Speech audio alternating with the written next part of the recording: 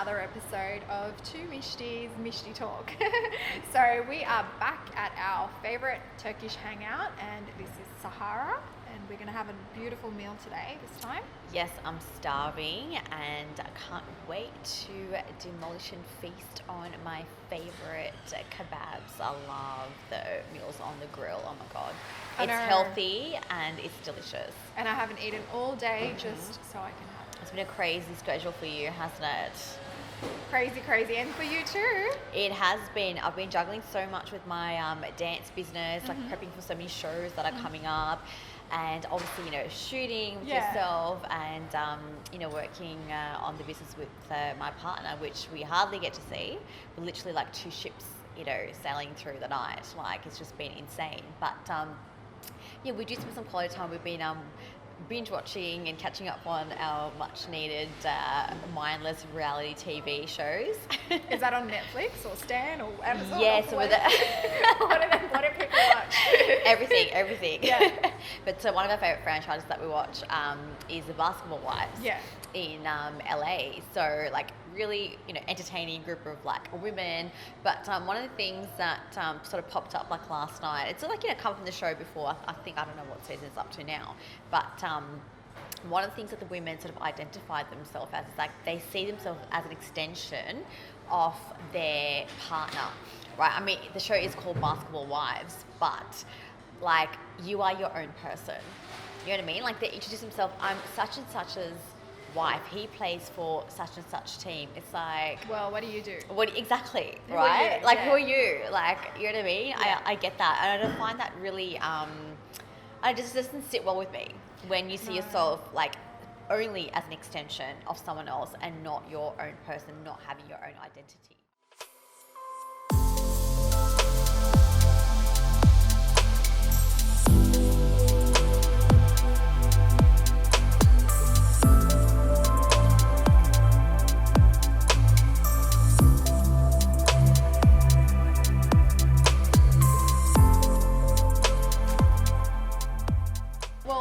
Admire your partner and how he sort of allows it. No one needs permission or anything like that. Yeah, but, of course. As a woman, it makes you feel like, sometimes you do.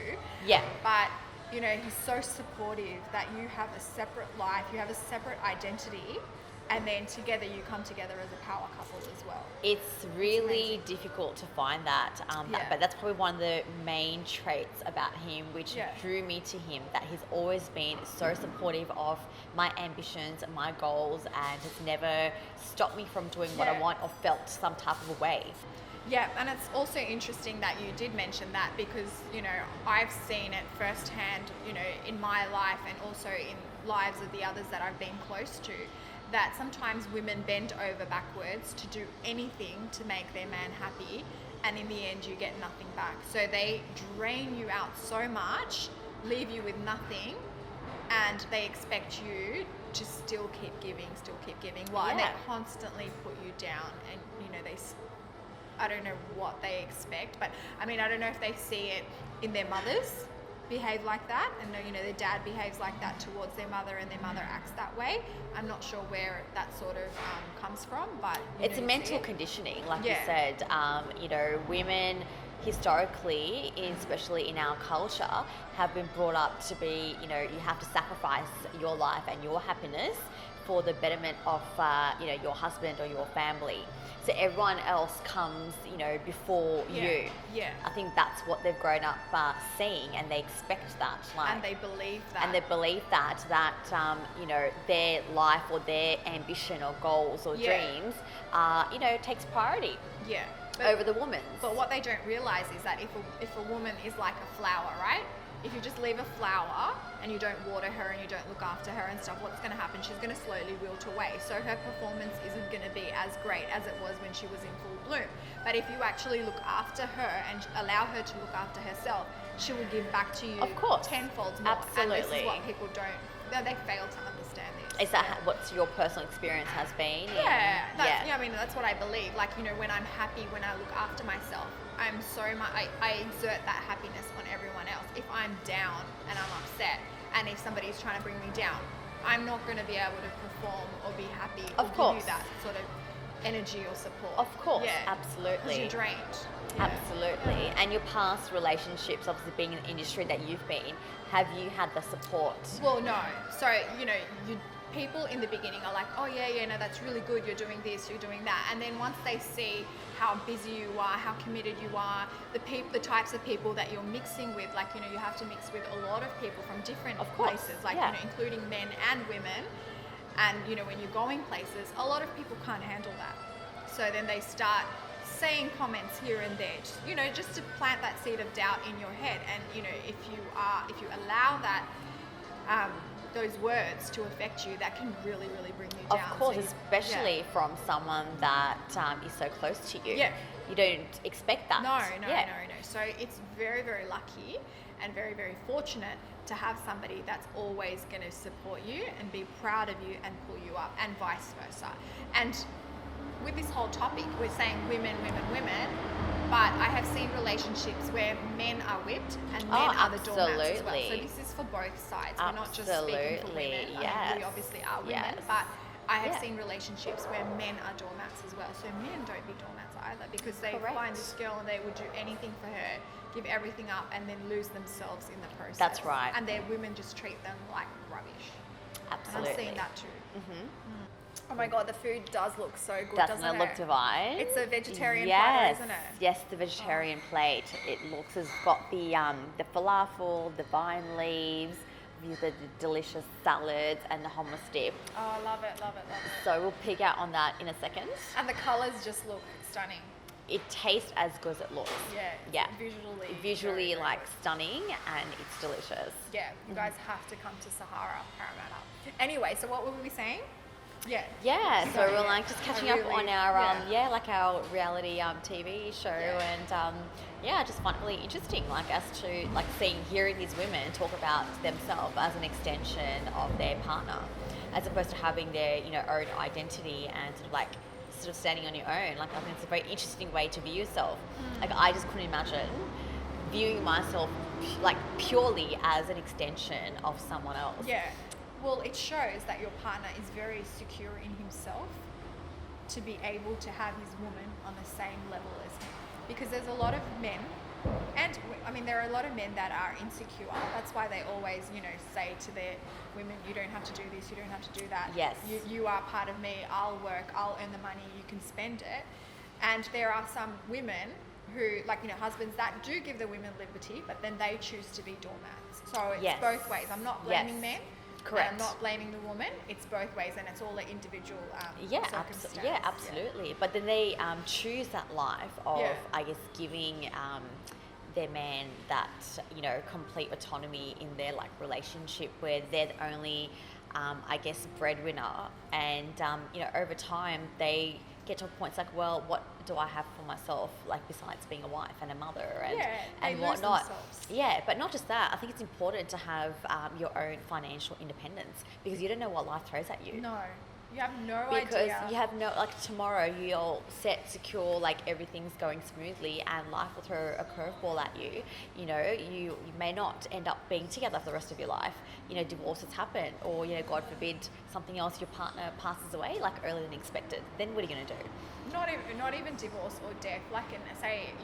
I'm in this industry all the time. So injuries. Say, for example, if your partner has an accident and ends up in a wheelchair or gets something amputated. I know it's very morbid, like what I'm talking about, but it does happen. But it happens. What are you going to do? How are you going to stand up? Absolutely. I think when you choose a partner, you've got to really, really look and think, if something happens to me, is this person going to be able to do what I do, vice versa? Yeah. You know what I mean? Yeah, definitely. I'm just going to be the breadwinner and... Yeah. But I just think it's important to maintain your own identity, your own independence for yourself more than anything else. Yeah.